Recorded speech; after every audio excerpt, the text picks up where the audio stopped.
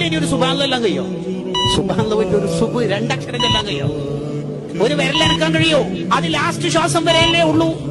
40 കൊല്ലം പള്ളിയിൽ ബാങ്ക് കൊടുത്താൽ ഈമാനില്ലാതെ മരിച്ചുപോയ ചരിത്രമുണ്ട് കിതാബിൽ. ഇത് കേൾക്കുമ്പോ നമുക്കൊരു ബേജാറ് വേണ്ടേ? നമുക്ക് ഈമാനോടെ മരിക്കണ്ടേ? യമൂത്തുൽ മർഉ അലാ മാ ആശ അലൈഹി, അവനവൻ എങ്ങനെ ജീവിച്ചോ അതിനനുസരിച്ചിട്ടാ മരണപ്പെടുക. അദ്ദുന്യാ സഅ, ദുനിയാവ് എന്ന് പറഞ്ഞാൽ കുറച്ച് സമയങ്ങളാണ്.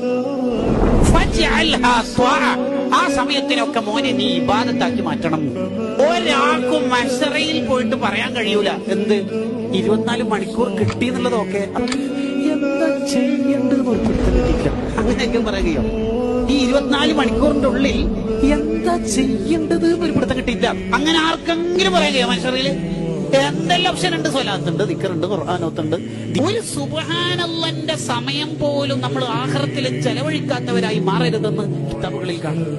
ജീവിതത്തിൽ എന്താണോ കൂടുതൽ ചെയ്യുന്നതെന്ന്